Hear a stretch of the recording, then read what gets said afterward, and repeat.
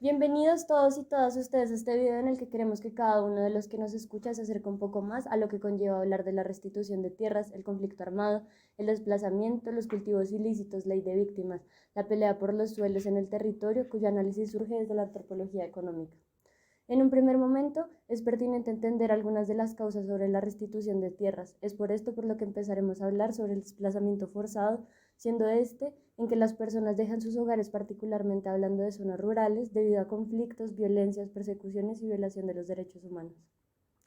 Según la Unidad de Registro de Víctimas, se reportan cifras por el Gobierno Nacional que hay un acumulado histórico de casi 8,1 millones de desplazados desde 1985 hasta 2020. Colombia padece de un conflicto armado que ha perdurado por más de 20 años, lo que ha influenciado una violación masiva de los derechos. Se ha manifestado principalmente en el campesinado de habitantes del litoral, de la litoral rural, a su vez actores auspiciados por el gobierno nacional como fuerzas insurgentes y disidencias. Por lo tanto, la Defensoría del Pueblo afirma que estos desplazamientos afectaron a los departamentos del Chocó, Valle del Cauca, Antioquia, Cauca y Nariño. Emerge de esta crisis la pelea por los suelos, en la necesidad de una autofinanciación de los grupos armados y autodefensas en la obtención de las tierras, de ahí que se posibilita el cultivo ilícito, la minería ilegal, la deforestación, entre otros factores determinantes en el territorio, estableciéndose nexos con el narcotráfico, los carteles y las BACRIM, banda y grupos emergentes de Colombia. Dicho anterior, es fundamental hacer hincapié en que el 81% de las tierras en Colombia el 81% de las tierras en Colombia pertenece solo al 1% de los predios, el 0,1% de las fincas que superan las 2.000 hectáreas ocupan el 60% del territorio. Asimismo, se observa que de estas tierras las mujeres tienen titularidad del 26%. Según el DANE, el 42,7% de los propietarios de los predios más extensos no conocen el origen de sus terrenos. Se interpreta a partir de esta cifra que el uso de las tierras despojadas pertenecen a sectores privados. Se presunta la distribución de tierras a gente de la élite colombiana, entendiéndose como políticos, terratenientes, ganaderos, etc. La importancia de la tierra en Colombia ha estado marcada por la necesidad de acumulación de bienes, en este caso territoriales, debido a lo que les puede proporcionar, todo pensando en intercambios económicos, enunciados desde el capitalismo como la demostración de poder de adquisición. La restitución de tierras en Colombia es el derecho de todas las víctimas que han sufrido desplazamiento y despojo de sus tierras de reclamarlas y tener garantías por parte del gobierno. El gobierno tiene que garantizar que las poblaciones víctimas del conflicto en Colombia puedan volver a sus territorios, sus tierras sean legalizadas, puedan obtener escrituras y que no se vean obligados nuevamente a abandonarlas. Dentro de las garantías también hace parte la seguridad que se tiene que brindar para los diferentes grupos armados, para que los diferentes grupos armados no vuelvan a cometer este tipo de crímenes. Todo esto está presente dentro de la ley de víctimas en las garantías de reparación y no repetición. Todas las víctimas y sus familias tienen derecho a acceder a la ley de garantías por medio de diferentes estatutos, sin importar si antes del despojo tenían títulos frente a esta tierra. Sin embargo, en el acuerdo de paz se priorizó a las personas y familias víctimas que fueron desplazadas a partir del 1 de enero de 1991. Para garantizar el cumplimiento de todo, el Estado creó la Unidad Administrativa Especial de Gestión de Restitución de Tierras Despojadas, la cual organiza y tiene un registro de las tierras despojadas. Delegó tareas al Ministerio de Agricultura y a la Unidad de Víctimas.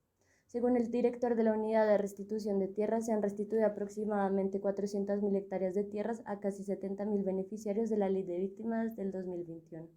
Y gracias a la existencia de la prórroga aprobada en el Congreso, esta entidad tiene hasta el 2031 para restituir 650.000 hectáreas en la ruta individual y casi 3,5 millones en rutas colectivas. Costo de la tierra en Colombia. Según la UPRA, Unidad de Planificación Rural Agropecuaria, una hectárea de Cundinamarca vale 18,1 millones de pesos.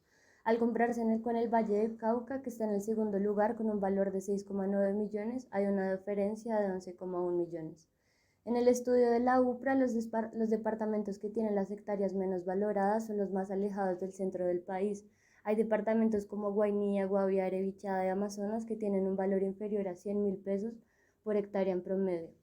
Allí la participación de áreas sembradas es muy baja porque según el Censo Nacional Agropecuario elaborado por el DANE, de 7 millones de hectáreas que hay en el país, cada una de estas tres zonas tiene una participación del 1,7, 1 y 1,4%. Entendiendo esto, el valor de la tierra se ve permeado por intereses que benefician a pocos. A partir de la influencia del modelo político de la centralización, se denota cómo se designa el valor de los predios en Colombia, dejando así a la periferia en los niveles más bajos de monetización de los terrenos.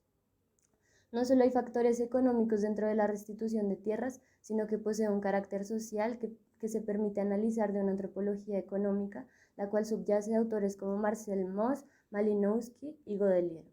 Por ende, permite conectar dos miradas importantes en la construcción de las estructuras económicas, sociales y culturales que se desarrollan en campo de la interpretación del intercambio y el consumo, es decir, las relaciones que surgen entre quien da y quien recibe. No obstante, según Mauss, el don marca lazos sociales como los de dar, recibir y devolver, lo cual llega a codificar flujos en los que el individuo interactúa de manera directa con la prestación y con la contraprestación, puesto que el sujeto al inmiscuirse desde un inicio dentro de la sociedad adquiere los dones anteriormente mencionados y se ve entrometido dentro de un ciclo donde la libertad se hace ajena y sus decisiones se ven comprendidas desde estructuras imperceptibles para el sujeto consciente. Con lo anterior, es posible comprender esto bajo una perspectiva económica donde se encuentran sistemas como el capitalismo, en el que las relaciones sociales se mantienen a través del intercambio de bienes materiales. Además, es posible entender desde Mauss cómo esos bienes adquieren un valor que permite vivir en sociedad, que se entiende como la agencia del don transfigurado, los modos de productos y consumo. Relacionándolo con la restitución de tierras, se ve un cambio en el valor de acuerdo a su propietario. Por lo consiguiente, es posible interpretar que los campesinos, al dar uso distinto a la tierra, generan lazos que van más allá de lo material, otorgándole una agencia al territorio como modo de configuración de existencia.